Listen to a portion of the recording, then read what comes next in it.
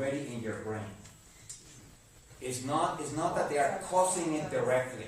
Your brain comes with states that are not in the manual. You know, in the manual are only you can be awake, you can be asleep, you can be happy, you can be sad, you can be depressed, you can be euphoric. But where was that state with the bird and the chihuahua dogs? It's not in the manual, but it's there. Does it sediment in the spine is the actual direct question. Oh, have they claimed that it sediments in the spine and it causes damage to the spine? No, not about the damage or anything. Does it settle? Because this is what I've been told. Does it settle in the spine so that in fight or flight situations that it can trip the receptors in your brain to? Oh, I see what you mean. So it would not arrive at the brain stem, which is somewhere around here, but somewhere down in the spine.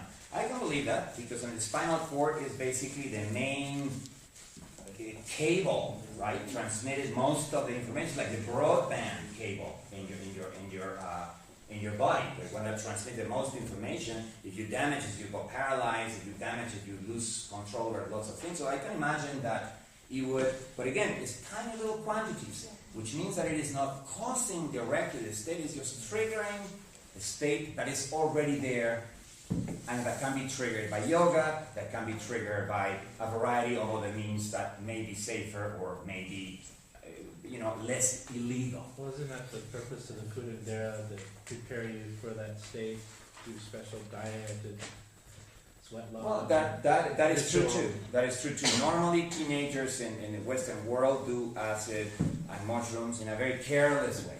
They'll do it to be on the street, walking around, that you're just inviting madness. You're inviting a bad trip. Whereas if you respect it, because this is a religious thing we're talking about, not a transcendental religion, but an immanent religion. It's a respect that you need to have for the morphogenesis of the world, and for those diagrams, for those phase-space diagrams that are at the basis of that morphogenesis. Right?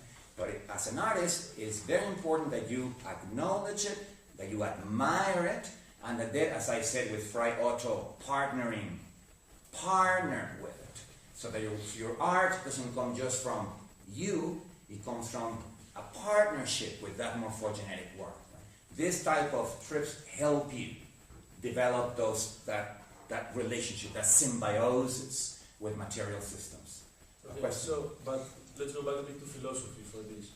But isn't this not this experience an illusion that in the end is transcendental oneness? Because it is, you feel one form of oneness with your surroundings and the way all things around you have become the way they are. But this stays at the level of your perception, just like Mascalito does. You don't really meet him, but it changes you. Yeah, and the sense of oneness, that's a good point, because you have the Alain Badiou book there, and he criticizes Deleuze. No, this is from the trip discourse, so it's not from Badiou. No, I know, but remember Badiou in that book criticizes Deleuze. In just about every page the word, the one, with a capital O appears, whereas in Deleuze that word never appears except for once, when he's discussing Duns Scotus, a medieval philosopher, idea of the univocity of being, which is what you're saying. In certain states of meditation, transcendental meditation, and altered states of consciousness, you do feel a oneness, but we should be careful with that word, because the plane of immanence is in continuous variation, and it's all about multiplicities. It's all about divergence. So when certain cultures express the teachings of that state as being one with the universe, I have a problem with that, because in fact you do feel a certain connection, but what you feel too is that you are being constantly transformed, that you are in continuous variation, that you have become multiplied rather than unified. And that, as a philosophical point, is very important, because that's where Alain Badiou goes wrong in his reading of Deleuze. He thinks that Deleuze is the philosopher of the one, and I cannot find that word in Deleuze not even once, whereas the word multiplicity is all over the place. Look, I think that the point in the book, though, is okay that the one is not present so much in Deleuze's work, but the way he describes this multiplicity, it's folding, it's unfolding, the spiral, the virtual, and so on, it's an underlying theological argument that Badiou is attacking in Deleuze, that his idea of the one is a transcendental one. Yeah, except that Deleuze doesn't have an idea of the one. How He does doesn't, not? because I checked every single book for the word, particularly after I read that book, and I'm going like, what the hell is this guy talking about? No, but And it this only is- appears once when he is discussing a specific thing, which is a theory by Duns Scotus, a medieval or scholastic philosopher, who had this theory of the, is in a book called Logic of Sense, of the univocity of being. But except for that, the word the one does not appear in any of the early books. Might not appear, but the multiplicity, not the multiplicity, the plane of immanence, the idea of the plane of immanence is one. It's a plane of No, because it's a plane. It's a plane made out of diagrams with multiple dimensions. It's a plane of heterogeneities. And a heterogeneous one, but still a one. No, but precisely that's. I mean, and this is why we should be tripping right now.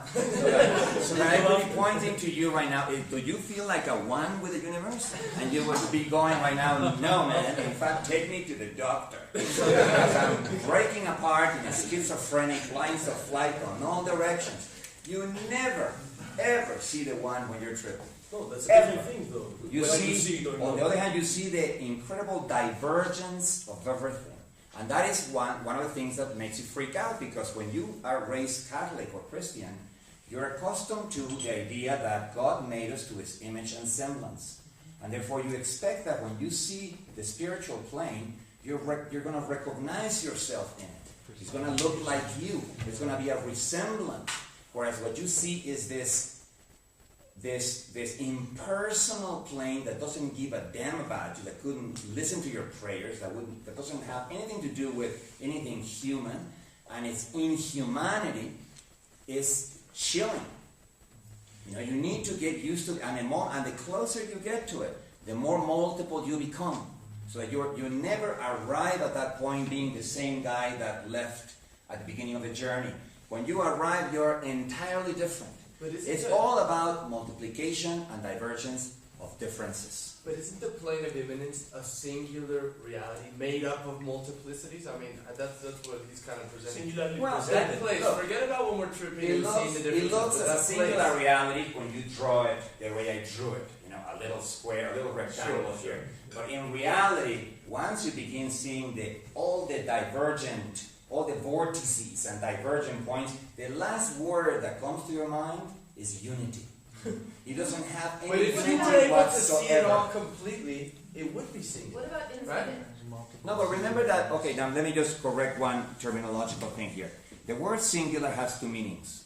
One, which is the opposite of plural. Singular is one, plural is many. And the one that I'm using here, when I use the word singularity, is not that. It's singular versus ordinary. It's a very, very different word. They just happen to have the same spelling. But it's very, very, very, it's very different.